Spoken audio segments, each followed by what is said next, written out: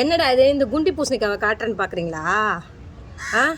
கீழே படுத்துட்டு இருந்தது. இது நான் வந்து பெருக்க வந்தேன் இங்கே. ஸோ பெருக்கிற சத்தங்க எது அழுதுட்டு பயந்துட்டான், டக்குன்னு பயந்துட்டான். பயந்துட்டாங்கன்னு சொல்லிட்டு அழகாக அவனோட அந்த தலையை வந்து வருடி கொடுக்க தாங்க போனேன். என்ன பண்ணி வச்சுருக்கான் பாருங்கள் பாருங்கள். அவ்வளோ பெரிய குத்தமாங்க இது நான் பண்ணது. அவ்வளோ பெரிய குத்தமாங்க இது நான் செஞ்சது. ஏன் இப்படி எல்லாம் இதுங்க இருக்குதுங்கன்னு எனக்கு சத்தியமாக எனக்கு புரியலை. எனக்கு இந்த என்ன மென்டாலிட்டி உங்களுக்குலாம், என்ன மைண்ட் செட்டு, ஏன் இப்படி நடந்துக்கிறீங்க? ஏன் இப்படி நடக்கிறீங்க? ஸோ அப்படியே வந்து சதையை பிச்சு அப்படியே நல்லா ரொம்ப ரொம்ப டீப்பாக கீறிட்டான். என்னன்னு தெரியல என் கேமில், அதை பாருங்க. அப்படியே ரொம்ப டீப்பாக கீறிட்டான்.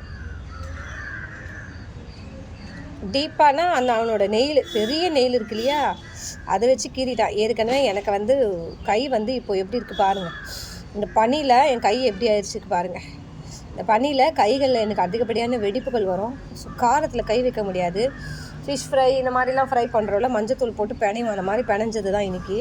எப்படி ஆயிருக்கு பாருங்கள். என்னால் எரிச்சலே தாங்க முடியாமல் நான் அவ்வளோ கஷ்டப்படுறேன் இந்த மாதிரி வச்சுக்கிட்டு. இந்த கிளைமேட்லலாம் எனக்கு இப்படி தான் ஆகும்.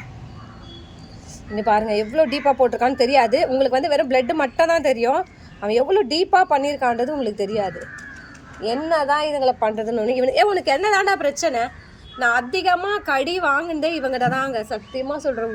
ஒரு முறையும் எங்கள் வீட்டில் எவ்வளவோ சொல்லுவாங்க, நான் கேட்குறதே இல்லை.